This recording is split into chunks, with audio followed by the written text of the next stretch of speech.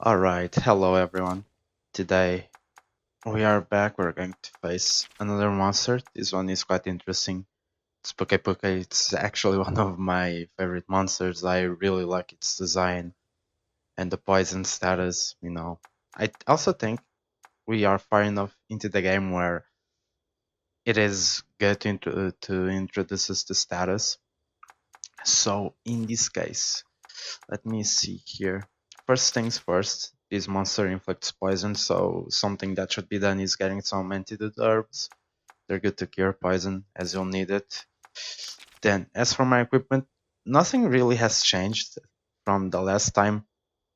I'm still using the same gear. We didn't really have much of an improvement since Yankutku. So I have here my horn. It's the same horn, iron horn, level 2. I could have leveled up to 3, but there's really not much need, and I want different horn in the future. So I didn't really think there was a need for that.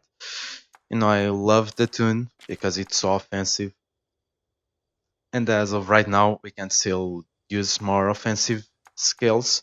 We're still not at the point in the game where we need to care about defense. So just have my Berserk, which increases crit rates, pretty good. Charge ahead, just increases attack pretty much. Faster kinship.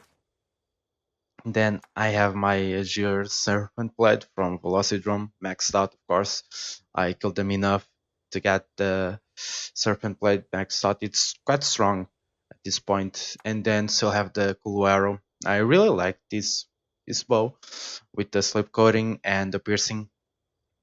Something else that you can use if you're more of a bow user, you can go for the Binbara armor set. It has a status up, so it increases the status buildup on monsters. I also made this from Yankatku. I think it's our first elemental weapon. Well, you can make more elemental weapons. You also can make the hammer and the bow for him, but as of right now, only using greatsword from the weapons available. But our enemy here today, he's not weak to fire, he's actually weak to thunder. I'm pretty sure you can't get a thunder monster at this point, so just go with raw. And since we are going with raw, still have here my bone armor, still the best armor by far. It's just the non-elemental boost is so amazing. At this point, you're still mostly using non-elemental attacks, so this is amazing. This armor. You might need to change it in the near future, but we'll talk about that later. Oh, never mind. I was getting confused with something else. Never mind what I said. Yeah, I think I'm just gonna level this up to level 3 and keep using it, unless I really want to shift to status with my bow. But as of right now, I think the bone armor is fine. So have the critical talisman. It's still kind of the best. Well, honestly, huh. Honestly, I think objectively this one's the best. Critical is nice if you use the crit rate. Skill with the iron horn, but yeah, at this point there's no, I don't think I think this charm is new, but meh. So my hunter setup's pretty much the same, and my monsters too. As of right now, I'm using the same team. I still believe these are the best we have available. My my Kuyaku has a bingo, which is pretty nice. A bingo is you see it there, that column that has the elementless sphere. What that means is that if I have 3 of them in a row, it can be vertically, horizontally, diagonally, however you want. It increases the damage by 10%. So as of right now, elementless attacks from Kuyaku are 110%. So it's a 10% increase. And Katku still haven't been really using him because we're still facing monsters that are not weak to fire. So yeah, the setup's pretty much the same. So let's get this show on the road, right?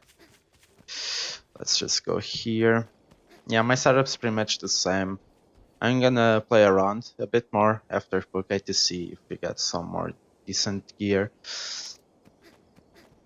But I do think that there's going to be a bonus. But the bone armor is just so good, man. Like, I find it hard for you not to use it if you're using Elementless. There he is. I love this monster. He's so cute. Especially after the Witcher collaboration in Monster Hunter World when you play as Geralt. That was so cool with the Pukei Pukei coming back. Too bad he was a bitch to keep alive. Anyway, let's get into this.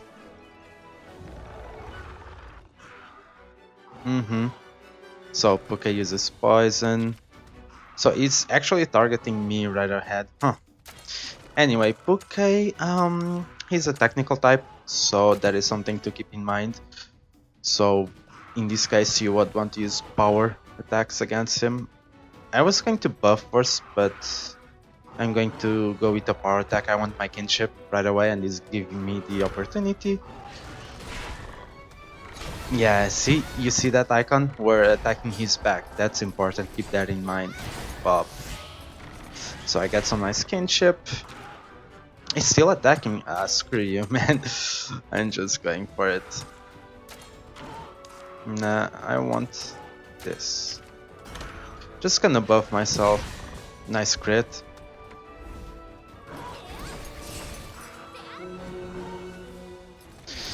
We're pushing ourselves a bit.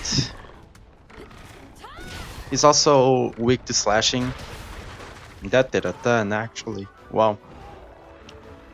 So, my Velocidrome is actually using a power attack, so I think I'll keep him in. I wanna heal myself. I'm not quite sure what he's going to do. So he's weak to slash right now. That's what we wanna go with. Oh, Kaina's going to heal me. So I think I'll just go for power attack. Yes. Let's go for a simple power attack. Maybe I should have went for a charge. Nah, there's probably no need. We're just busting his back as of right now. Crunch time. Alright, so when Pukei does this, you'll see his face will glow up. He puts on makeup. Now, yes, it's gonna use poison. Something to note, let's see, we're still targeting the body, alright. When he uses the crunching time, he actually shifts to power attacks. So that's something to keep in mind. Since he uses power, we'll go for speed. I'll go for charge tackle S. Maybe get a, yeah, I'm gonna get a few charges. Why not? So yeah, monsters switch their attack patterns a lot of the time, so that's always something to be aware of. Yeah, he's gonna poison the entire party. This is annoying, that's why I mentioned to bring the antidote herbs. Almost breaking the back. But yeah, that's why you bring the antidote herbs. Kaina and her Velocidrome are fine, but me and my own Velocidrome, not as much. Yeah, as you can see, monsters will have parts and you can target each part. Now, something to keep in mind is, for example, that Venom Blaster did the poison attack, that's only usable if the tail is intact. So by attacking the tail and destroying it, yes, I was gonna say kill it, but and by destroying the tail, he will not be able to use the poison move anymore. So that adds yet another layer of strategy, because you can kind of play around with how the monster attacks you, and that's something that I really like. I don't think they had that in Stories 1, so I'm glad to see that being a thing here. Adds a big layer to strategy, and it's also nice because it keeps true to the main series. Alright, so the back is broken. Now we're gonna target the tail. Just spins. Alright, this is good. This is some free damage. Sometimes I do that when... Ooh, I can ride. I kind of wanna ride, but... This is a tough spot because we're poisoned. I think I'll ride. Yes, I'm gonna ride. So I got some HP back on Velocidrome. Ken is going to use a potion, probably on her. So Puck is attacking. I think I'm going for nice back to 10. Alright, so now yes, I'm gonna target the tile. I think Kaina's gonna heal herself. And I'd say if you're above 30 HP, you're fine. Yes, exactly. And we should break the tail. His tail is quite frail. Yes, exactly. Nice. Tail is broken. And we're both right. Right on. I'm going for a power move here. No reason not to, because since it's technical, I'll get my kinship gauge to level 3 and then I can do my skill. Yeah, I don't think I lose anything. Alright, so Kaina's going to do her own thing. Yeah, but something else with breaking parts is that they drop specific items which will allow you to create more weapons with their parts. So always try to break parts. It also increases their chances to retreat, which is really nice. Alright, so we broke everything, so I can only target the monster itself.